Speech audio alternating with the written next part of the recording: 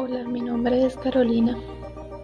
Hola, mi nombre es Duan Ferney Gil Rodríguez y el tema de este video serán las derivadas y el cálculo de máximos y mínimos con el método de Fermat.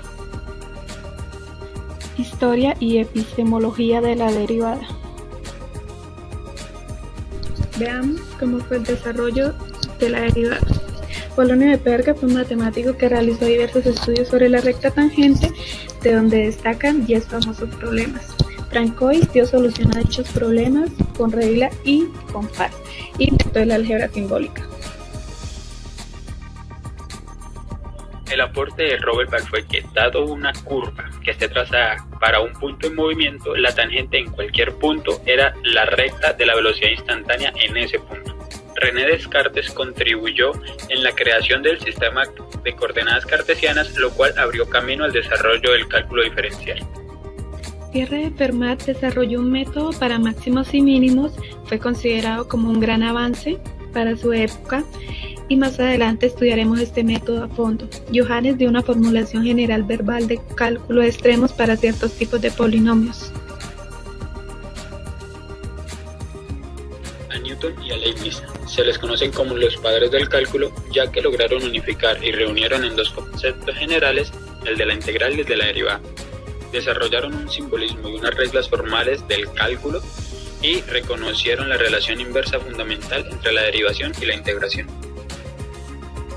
Por influencia de Euler, el cálculo que inicialmente era de variables se fue transformando en un cálculo de funciones. Lagrange introdujo la terminología de función derivada y para representar la derivada usó la notación f' de x.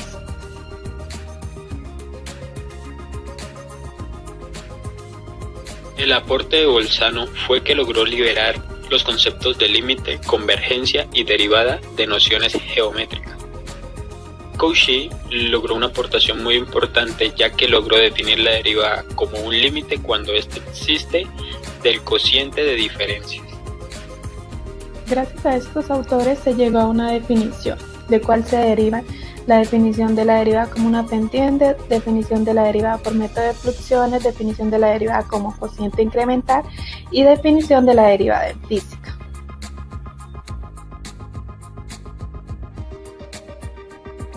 A continuación nos enfocaremos en el cálculo de máximos y mínimos usando el método de Fermat. Aunque este método de Fermat fue fuertemente criticado, ya que él no dio una demostración precisa de algunos procedimientos, fue considerado como un gran avance. Ángel Ruiz plantea en su libro que fueron 4 problemas los que motivaron la creación del cálculo diferencial. Fermat, para la creación de su método, se basó en determinar cuando una función alcanza un valor máximo o mínimo. Fermat, en la década de 1630, desarrolló su método para calcular máximos y mínimos. Dicho método lo ilustró abordando el siguiente problema. Dada una línea, dividirla en 2 partes de tal manera que el producto de las partes sea un máximo. Tenemos el segmento de longitud B dividido en 2 partes, la primera parte A y la segunda parte B menos A. Al hacer el producto entre estas 2 partes obtendremos la función A por B menos A al cuadrado.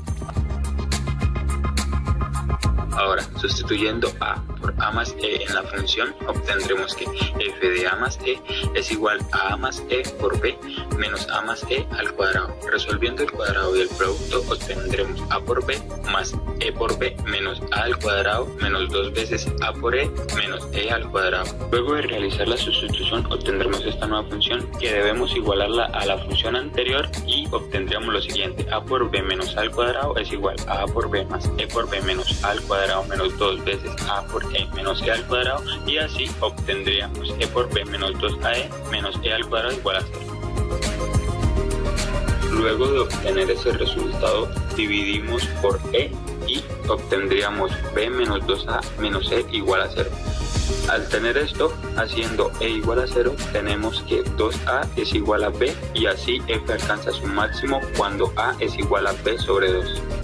Luego de haber visto un poco de la historia y observar cuáles fueron los problemas que llevaron al desarrollo de la derivada, dando uso del método de Fermat y de la tecnología, trabajaremos en la resolución de problemas ya que normalmente es donde más dificultades presentan los estudiantes. El problema que vamos a trabajar es el siguiente. Calcular las dimensiones del cono de máximo volumen que se puede inscribir en una esfera de radio R igual a 5. Primeramente debemos tener claro qué es lo que nos pide el problema. El problema nos pide el volumen máximo de un cono.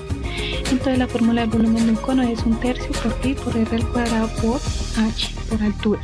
La notación que usaremos es r minúscula radio del cono, h minúscula altura del cono, r mayúscula radio de la esfera. Al observar la gráfica de la esfera, usando el teorema de Pitágoras podemos obtener que r minúscula al cuadrado es igual a r mayúscula al cuadrado menos x al cuadrado y que h es igual a r mayúscula más x. Luego reemplazamos en la fórmula del volumen, reemplazamos r al cuadrado y h minúscula.